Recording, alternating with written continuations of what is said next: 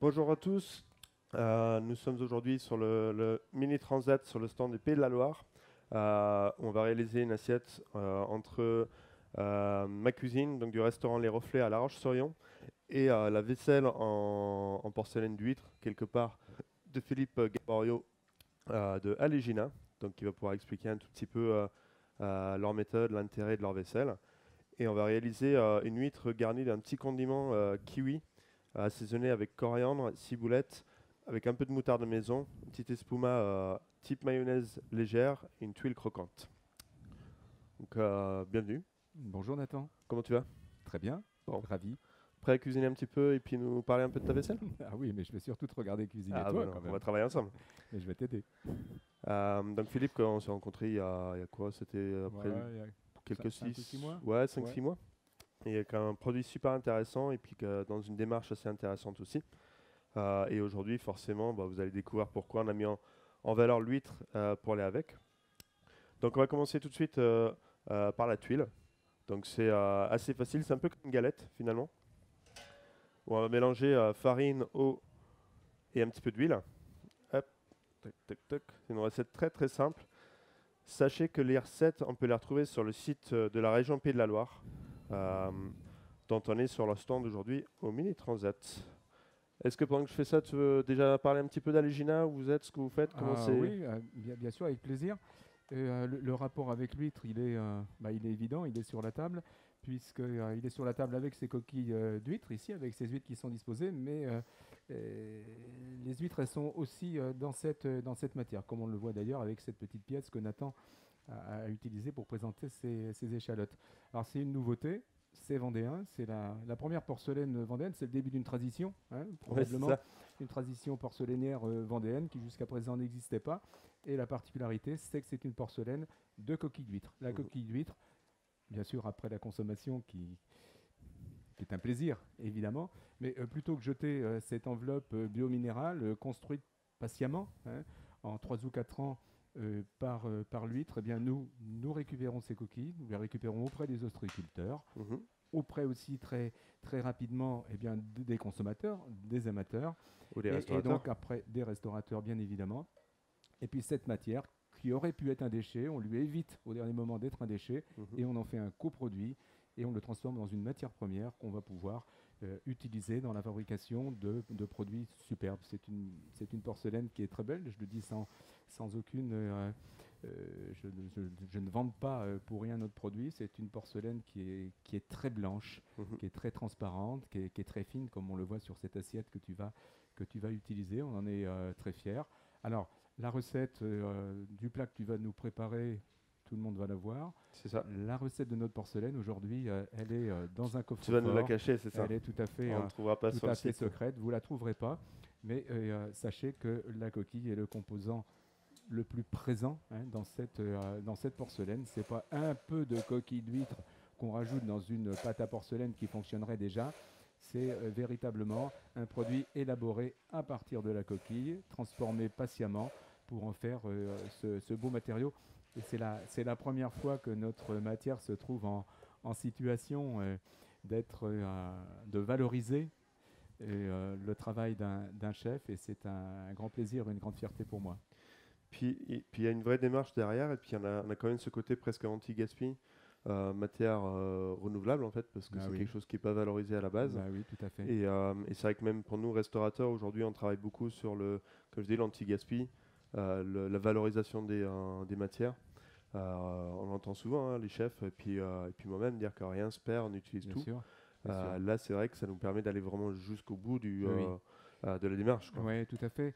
Et, simplement quelques chiffres. Quand on dit que chaque année, on est capable en France, alors qu'on se dit sensibilisé aujourd'hui aux enjeux de la transition écologique, eh bien, il y a 200 000 tonnes d'un carbonate de calcium produit par la mer, hein, produit aussi par le travail des hommes, et qui s'offre comme une ressource, et que cette matière-là, eh bien, on ne la regarde pas, on s'en débarrasse dans le sac poubelle, et au final, on va retrouver ça dans les sites d'enfouissement, dans les incinérateurs. Ça représente un coût, Mhm. bien évidemment, et puis en plus, c'est un gaspillage, je dirais, Bah, bien sûr. quasiment éhonté. Donc on a le droit de progresser, à un moment donné, de devenir finalement intelligent, et de se Mhm. dire, on doit pouvoir faire un petit peu autrement, et ces matières-là, la considérer et en tirer tout ce qu'elle peut offrir finalement à l'homme et à son avenir. Et quand on utilise cette matière-là, c'est qu'on n'est pas en train d'en fabriquer une autre. Donc Bien forcément, sûr, c'est plus bien logique. sûr. Donc c'est des économies Alors, de matière. en termes de fabrication, donc, on a réuni la farine, l'huile, l'eau, un peu de sel et un peu de curry. Les volumes, on les trouve sur le site. Juste mixer ensemble, c'est vraiment une recette rapide qui permet d'apporter un peu de croustillant et de déco dans l'assiette. Là, j'ai débarrassé dans une pipette par facilité. Et ensuite, on va laisser reposer un tout petit peu. On va le cuire comme une galette après. Elle va être très fine, elle va devenir presque dentelle. Et c'est ce qui va apporter la texture croustillante sur le plat. Ensuite, je vais continuer avec la petite salsa qui va aller sur l'huître. Donc kiwi, coriandre, ciboulette et un peu d'échalote. Le kiwi-huître, on appelle ça. Du coup, c'est un accord qui peut surprendre, mais qui devient de plus en plus connu. Ça fonctionne très bien. On a l'acidité des kiwis, qui fonctionne forcément très bien avec l'huître. On a ensuite les échalotes. Donc là, je commence à ciseler finement, qui fonctionne forcément très bien avec les huîtres aussi, hein, on connaît. Si tu veux, je peux t'aider, hein. Il n'y a pas de problème. Hein. Allez. Alors, je ne sais pas faire aussi bien que toi. Hein, Allez, on va partager la planche, on va travailler ensemble. Alors, moi, je suis gaucher. Hein. Donc, je vais on va changer de côté. Voilà, je vais essayer de ne pas me couper. Hein. Et ce qui est bien avec cette recette, c'est qu'on peut le faire en entrée, comme on va proposer aujourd'hui, mais on peut le faire aussi en amuse-bouche. Et c'est quelque chose où tout peut être préparé un peu en amont. Hop, ça on va concasser aussi. Et même la petite tuile dentelle, c'est très pratique parce qu'on peut le faire à tout. Donc aujourd'hui, on est sur du curry jaune. Maintenant, ça peut être fait aussi avec du curry noir. On peut le faire aussi. Hop, tiens. On peut le faire avec plein de choses, des herbes. On peut le faire avec d'autres épices. On peut le faire avec des aromates comme on souhaite. Et puis, si on avait envie de le faire pour un dessert, il suffirait de le faire nature et le finir à la fin avec un peu de sucre glace. Hop. Tac.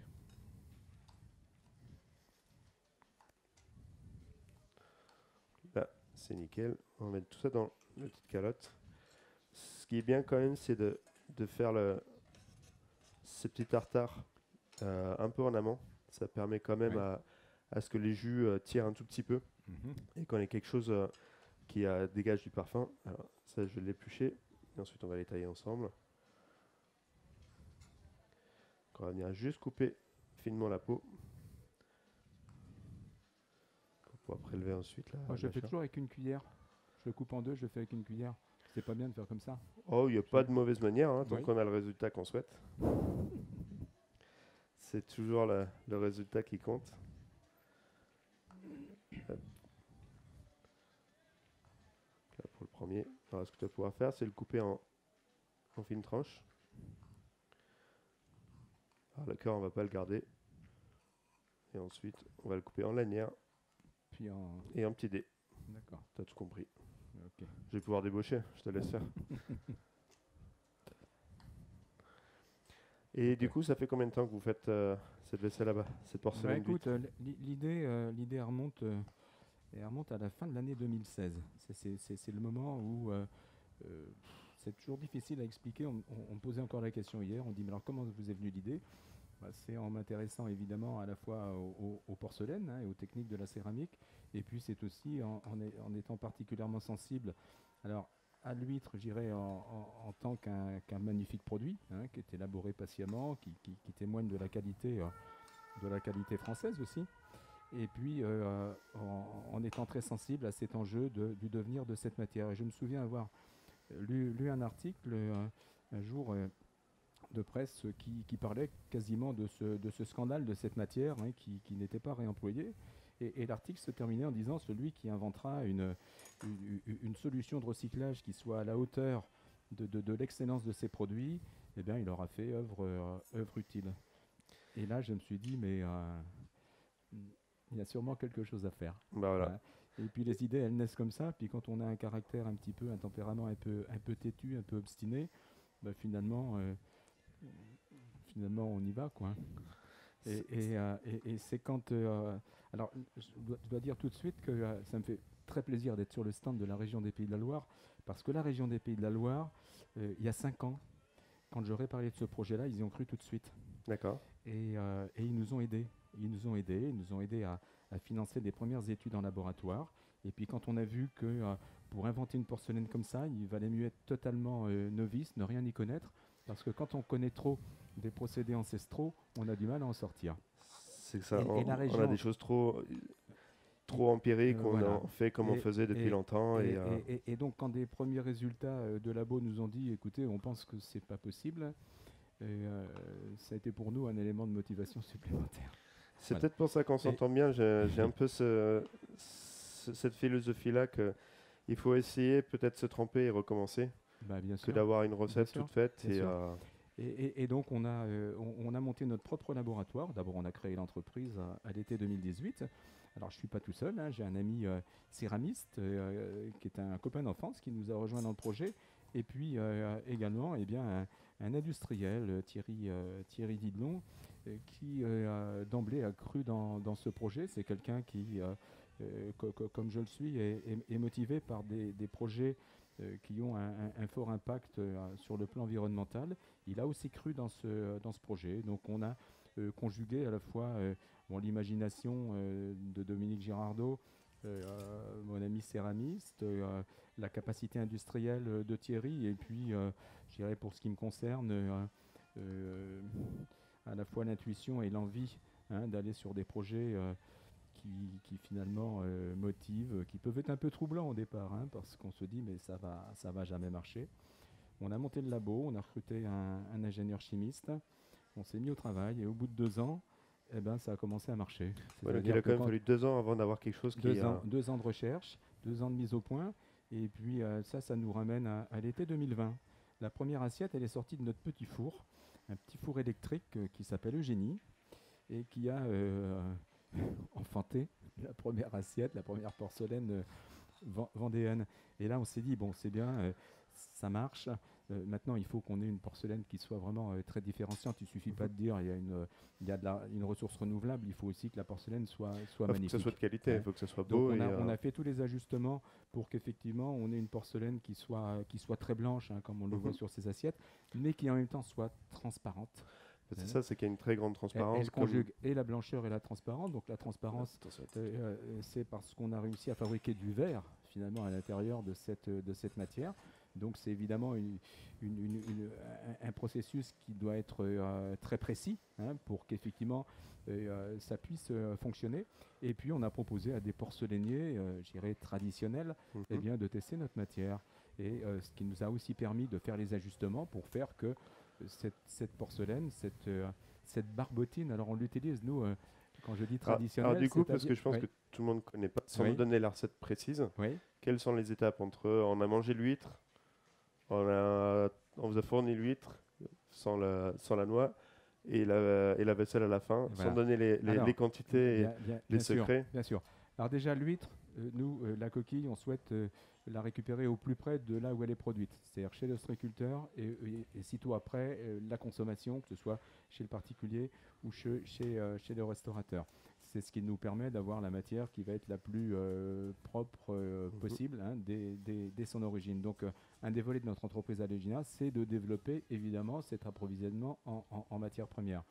Donc la coquille, elle va évidemment vivre quelques transformations. C'est de la cuisine. Alors au départ, on prépare l'aliment, c'est un peu la même chose. Donc nos coquilles, on va bien sûr les laver, les concasser. On va arriver à certaines granulométries et là, par un système et de lavage et d'entrechoquage, on va éliminer les matières sales, y compris les matières organiques. Et au final, on arrive avec une poudre blanche qui est un carbonate de calcium pur à 100%.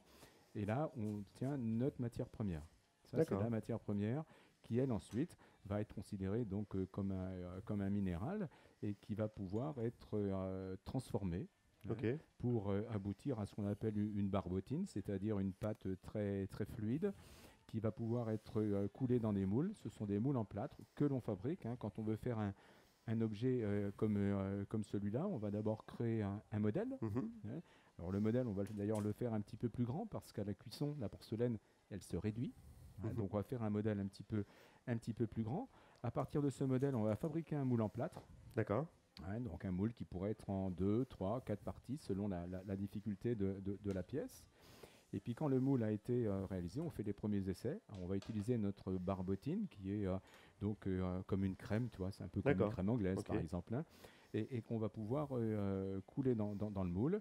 Et au bout de quelques minutes, hein, selon un process qui est établi, on va pouvoir vider le moule, hein, enlever la barbotine en excès. Alors on a deux techniques, hein. Il y a une technique où on fait par vidage, une autre où c'est un coulage entre deux plates, mais là c'est un peu de la technique. Ce qu'il faut savoir, c'est qu'on va laisser le plâtre va absorber, hein, une partie de l'eau, hein, qui est contenue dans la barbotine, et donc ce qui va permettre au contact du plâtre de durcir notre barbotine. Et donc on va attendre ensuite parfois jusqu'à 30 minutes ou un peu plus selon les pièces. Et là on va pouvoir démouler la pièce et la sortir du moule. Alors à ce moment-là elle est encore fragile, mais on peut encore à ce moment-là y faire des petites retouches et bavurer pour faire que la pièce, quand elle aura séché, soit évidemment parfaite, hein, puisque si elle n'est pas parfaite avant la cuisson, elle ne sera pas parfaite après. Je pense que c'est la même chose que pour... C'est pas en cuisine, si on fait pas bien au début, voilà. Donc on doit faire les choses très bien, comme je te le disais, on le fait très bien depuis l'origine de la matière jusqu'au produit final. Et puis quand la matière est sèche, eh bien, on va pouvoir enfourner. Hein, et ça, tu connais cette technique-là. Alors, si tu fais un plat au four, ne chauffe pas aussi chaud que nous. Hein, puisque toi, tu cuis à plus de 1000 degrés aussi. Écoute, là, on est environ 1250 degrés. Donc, tu vois, je pense que ça poserait quelques problèmes. Je préfère te le dire tout de suite. Je pense que comme je sais que tu aimes bien expérimenter des choses, à mon avis, ça n'y va pas. Hein, je sais pas, est-ce que ça a été fait? Écoute, peut-être qu'il faut essayer alors. On aura des jolies couleurs bien noires, je pense, ou des cuissons très rapides. Donc c'est environ 1250 degrés, ce qui est une température finalement qui n'est pas excessivement haute pour une porcelaine, puisqu'on a des porcelaines que je nommerai pas, mais qui sont très célèbres en France, qui se cuisent bien plus chaud que la nôtre. Et puis on va sortir un objet qui sera comme celui-là. C'est ce qu'on appelle un biscuit. C'est-à-dire qu'on dit biscuit parce qu'il a d'abord séché, et ensuite on a fait une cuisson. Donc en fait, vous copiez tout sur les cuisiniers et les pâtissiers, vous faites des cuissons et des biscuits. Ah bah de toute façon, quand on a mis au point, je suis allé t'observer, hein, je t'ai espionné, c'est évidemment comme ça qu'on a réussi à faire.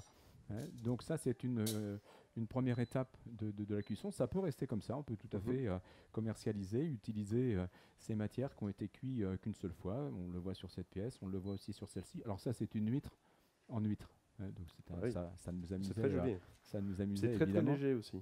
Oui, c'est extrêmement léger, c'est très transparent. Si on mettait une petite lumière dessous, on s'en apercevrait.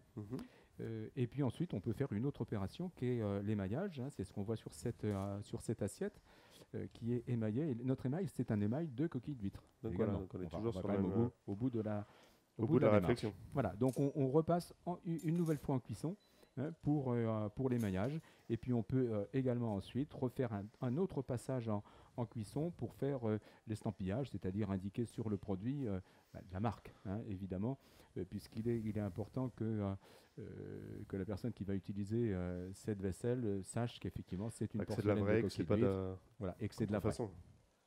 Voilà, un petit peu la recette, hein, pour la fabrication. Ok, on va revenir sur cette recette-là. Donc j'ai tout mélangé, j'ai mis un petit peu de sel et notre vinaigre maison à base de cidre. Pareil, quand on a des vins ou des choses comme ça, on a toujours un peu le reste aussi, on n'aime pas gaspiller. Donc on réalise nos propres cidres, des fermentations au restaurant qui apportent des touches assez intéressantes aussi. Donc là, on a juste mis sel, le vinaigre, ce qui va pouvoir aussi tirer un peu le jus du kiwi. Ça va permettre aussi d'attendrir un peu l'échalote, et tirer le jus pour avoir quand même quelque chose d'un peu moins puissant, mais tout en gardant les textures. Alors là, tu vas donner un petit coup de main avec les tuiles. Donc tu vois, c'est très simple. Tu vas faire juste des petits ronds comme ça. D'accord. On secoue un petit peu. Alors là, on n'est pas à 1200 degrés. Hein. Là, on est plutôt autour de 140, 150. Et ça va faire comme des petites crêpes, petites galettes. Et ce qui se passe, c'est qu'au fur et à mesure, l'eau va s'évaporer et il va rester à la fin la farine. Lui, il va trancher un tout petit peu et avoir cette galette qui va être un peu dentelle. tac, ça je te laisse faire. Pendant ce temps-là, Alors, je vais. tu veux que je fasse quoi là? J'en lance d'autres? Ouais, le Oui. troisième. Et là, tu laisses combien de temps? Quand c'est cuit, il faut l'enlever. Chez nous, c'était un peu moins précis parfois dans certaines, dans certains procédés. Tu vois qu'à un moment donné, il n'y aura plus de vapeur qui va s'en aller. Oui.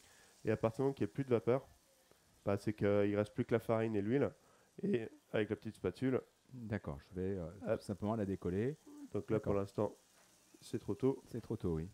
Et il faut Ok. vraiment attendre qu'il y ait plus d'eau. Et la tuile va devenir un peu plus solide et on pourra l'enlever. Super. Pendant ce temps-là, je vais ouvrir les huîtres. Ce genre de tuile, c'est vraiment pratique à la maison parce qu'on peut le préparer. On le met dans une petite pipette ou dans un petit bol. On peut le faire même la veille. Ah oui. Et Ah oui. comme ça, on peut faire des petites tuiles. On peut même les cuire à la veille pour le lendemain dans une boîte. Ça se garde bien. Et ça apporte vraiment une texture, une visuelle. Oui, On oui. peut faire du volume avec, quelque chose de crispy. Ça, c'est intéressant. Et c'est facile. Donc les huîtres. Petite astuce pour ouvrir les huîtres en sécurité. Donc on va mettre les huîtres un petit peu parallèles à nous. Oui. Alors si on est droitier, toi t'es gaucher, c'est un peu différent. On va l'enfermer dans un torchon. Et on va juste casser le petit arrière qui D'accord. est là, Ah oui, et toi, tu les ouvres toujours par l'arrière. Ah, ça, c'est amusant. Alors Moi, j'ai tendance à faire ça comme ça aussi, oui. on apprend souvent d'ouvrir ici un Oui. petit peu à un tiers de l'huître. Ouais. Alors Mais c'est très bien, ça marche très bien. Oui. Quand on veut aller vite, c'est souvent ce qui va marcher le mieux. Sauf qu'on a tendance à casser un tout petit peu ici. Je les pose Ouais. là, ici? Tu les poses sur le Non. papier et ça va sécher tranquillement. Tu peux peut-être même les laisser cuire un Encore tout un petit peu peu plus. plus. Et puis peut-être Il faut monter gérer un peu la Oui. température. Ce qui arrive souvent, c'est que ça écorche l'huître ici un Oui, petit c'est peu. pas beau.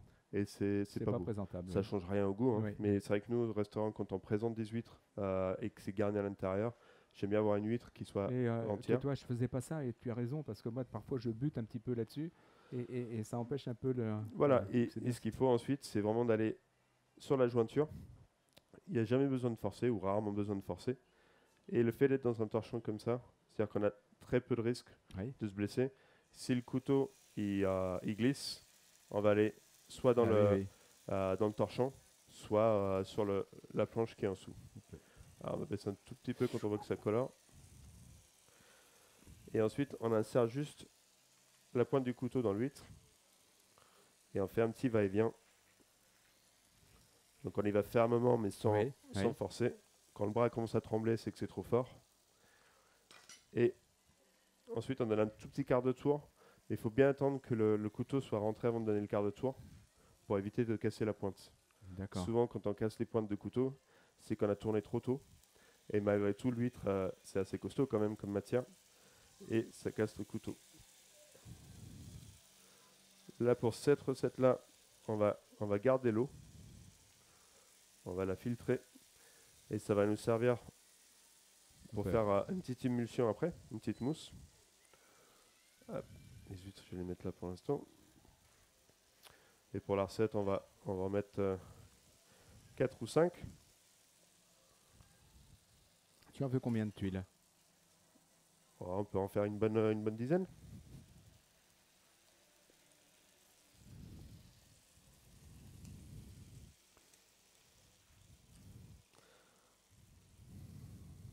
Et du coup, en plus, c'est une matière, donc vous fabriquez des assiettes, mais ça peut être utilisé sur d'autres applications.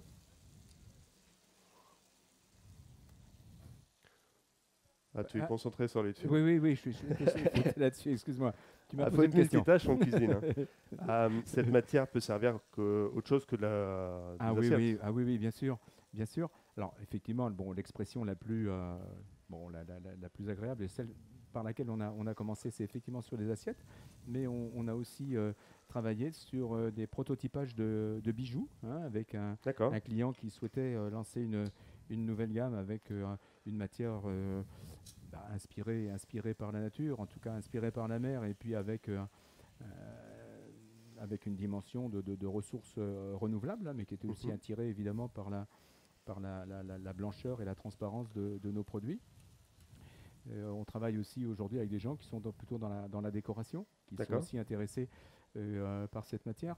Les usages sont ceux, évidemment, de toutes les porcelaines, Mais je dirais que avec cette dimension de matière sourcée avec une origine marine, une origine naturelle, il y a d'autres inspirations qui viennent, hein, et des gens, beaucoup d'artistes, hein, nous contactent, des designers bien évidemment, hein, Ouais. qui sont séduits par cette matière-là. Donc on peut vraiment avoir des applications très diverses. On travaille aujourd'hui sur un projet de bouteille. D'accord. Hein, une bouteille très fine, hein, qui est la grâce des porcelaines. Hein. Ok. On travaille sur ce projet-là. On a, oui, on a beaucoup de projets. En fait, ce qu'on avait fait avant même de savoir faire notre porcelaine, on avait fait travailler l'école de design de Nantes. D'accord. Et on avait à l'époque travaillé avec une douzaine d'étudiants de tout pays, hein. C'était un groupe international. Et leur mission, c'était de rêver et d'imaginer quelle place cette porcelaine. Alors il faut le dire, à l'époque, on ne savait pas encore la faire, hein. Ah.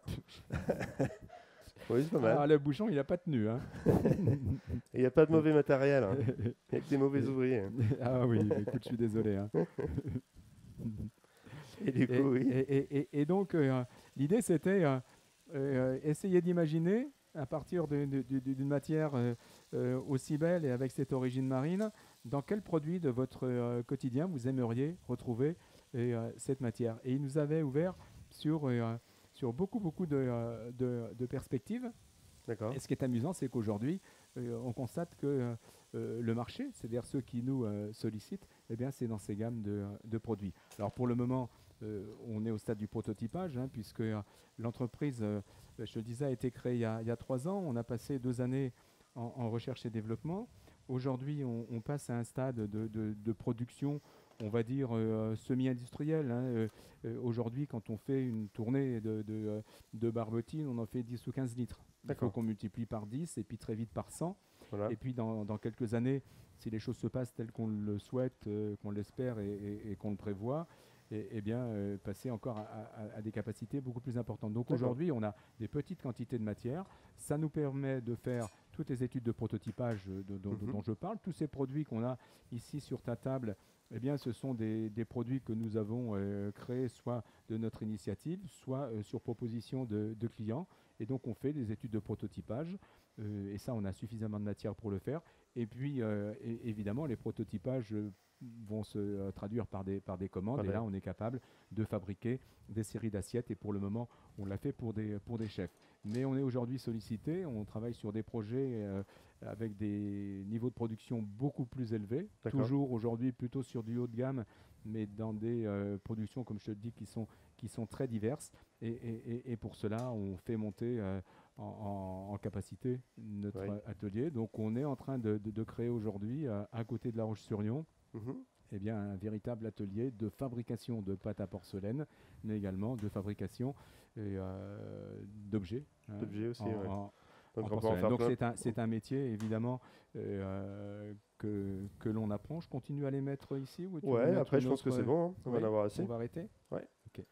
Donc ouais, on peut en faire plein de choses. On peut en faire plein de choses.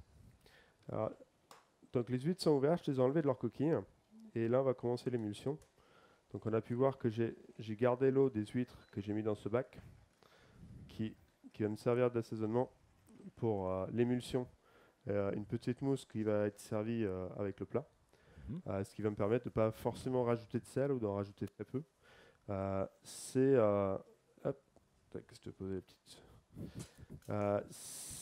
très proche à une recette de mayonnaise. Donc des œufs, une partie d'œuf et une partie de jaune d'œuf, ce qui va permettre d'avoir une bonne émulsion et puis une bonne stabilité au siphon. De l'huile. Ensuite, on va mettre un petit peu de moutarde, donc on réalise nous-mêmes au restaurant. Hop. Et on va y mettre aussi un petit peu de curry pour relever un tout petit peu. Après, les épices, c'est toujours au goût. Oui. Et le vinaigre pour l'acidité. Donc là, on retrouvera tous les éléments de la mayonnaise. Et ensuite, hop, voilà, le dernier, je pense qu'on est pas mal. Ensuite, on va pouvoir mixer.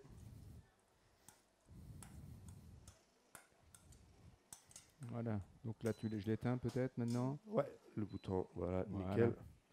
Bon, je te laisse. Ouais. Donc là, c'est Hop. parfait. On va enlever la petite spatule.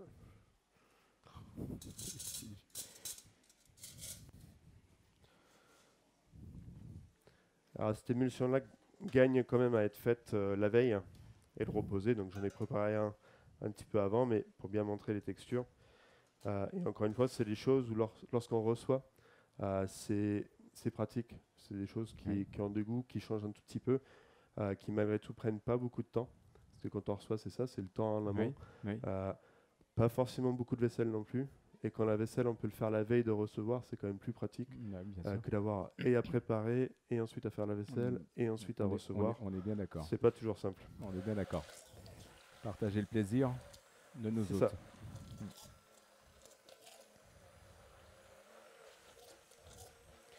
Donc voilà, on va juste émulsionner. Il n'y a pas besoin de le monter en mayonnaise. On va avoir une petite crème qui est bien bullée, comme ça. Et ça, on va le verser dans un siphon. Alors, les siphons qui sont très pratiques. J'aime bien rappeler quand même de prendre des précautions quand même avec les siphons, c'est d'acheter un bon siphon de qualité. Parce que malgré tout, c'est des choses qu'on met sous pression. Parfois, qu'on chauffe un tout petit peu. Donc, il faut quand même prendre un siphon de qualité. Et ensuite, on est tranquille. On verse bien. Souvent, de toute manière, ils sont bien expliqués, hein, les quantités qu'il faut mettre par bonbonne, le nombre de cartouches qu'il faut percuter aussi. Toujours bien penser à mettre le joint. J'ai fait l'expérience au restaurant et quand on met la cartouche, pas tout sort partout. C'est peu pratique. Et on secoue bien et on percute à l'envers, ce qui va permettre, en fait, toute la crème est ici. L'effet de percuter va vraiment faire passer le CO2 à travers, donc il va donner une bonne émulsion déjà.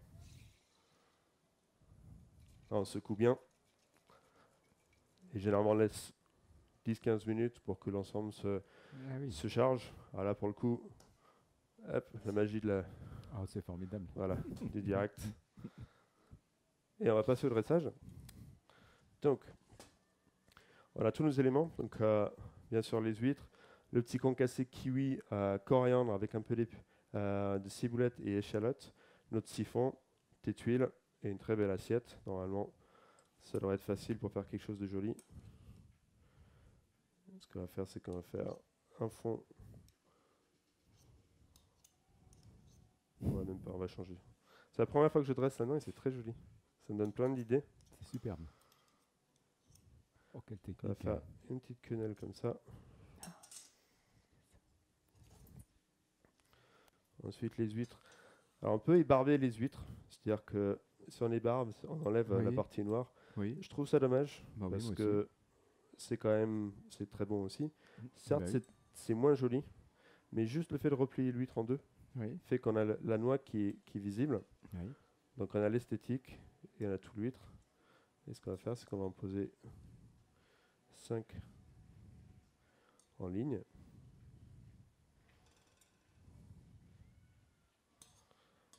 Et ça, on peut même l'imaginer dans une verrine. On peut l'imaginer de plein de manières. On peut même le dresser en amont.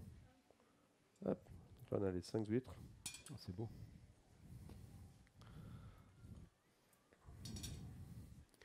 On peut mettre une petite pluche de coriandre pour le rappel.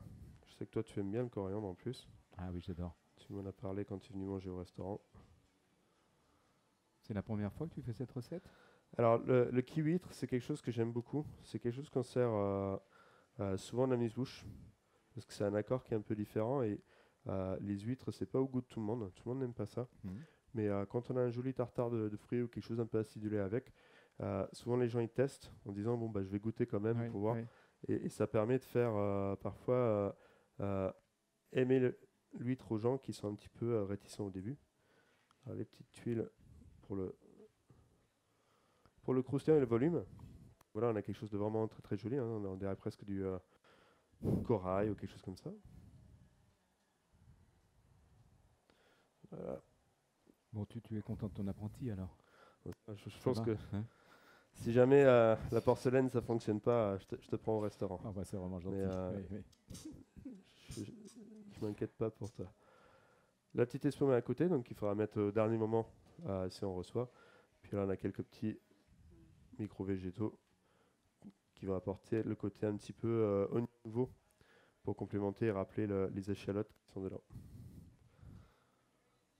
Donc voilà, Bon, puis, donc c'est les bon. huîtres avec le tartare qui-huître, l'espuma avec le jus d'huître, donc qui va apporter le côté Mhm. iodé dans le plat, les croustillants au curry, et voilà. Non. Alors, petite question, est-ce que ça met en Superbe. valeur ton assiette? Ah oui, c'est magnifique. Ça C'est te plaît? magnifique. Ah ouais, Donc, c'est vraiment très joli. Ça fonctionne bien ensemble. Les deux se mettent en valeur l'un et l'autre. C'est superbe. C'est magnifique. donc voilà, Et pour la dégustation, tu recommandes évidemment de. c'est presque un plat qu'il faudrait presque grignoter Ouais, les c'est petites ça. tuiles et C'est-à-dire ensuite mélanger goûter tout et le séparément prendre. et puis Voilà, en même c'est temps ça. après goûter l'assemblage. C'est ça. C'est Donc, formidable. donc voilà, la boucle est bouclée. On a commencé avec des huîtres qui sont devenues assiettes, qui ont rejoint les huîtres. Donc on est sorti de la coquille c'est pour la remettre dans la formidable. coquille. Ouais. Bien sûr, alors les coquilles, tu les gardes, hein, je Ouais, les emmène tu avec moi tout pars à avec, l'heure. du Ah coup. bah oui, Ouais, ouais, bien évidemment, hein, puisque il y a à peu près de quoi faire une assiette avec ce que tu as. Avec 4. Ah oui, oui, D'accord, bien donc, sûr, oui. donc Oui, on oui. utilise vraiment Donc, beaucoup de l'huître. rien ne se perd, hein, bien sûr. Parfait. Alors merci encore Nathan. la région. Donc Oui, on est merci, aujourd'hui encore merci une beaucoup. fois au Mini Transat au Sable d'Olonne sur le stand de la région. Très Merci bien. à toi. Merci Et puis, Nathan, et puis au bon, plaisir de continuer nos aventures culinaires et porcelainières. merci. Merci à toi.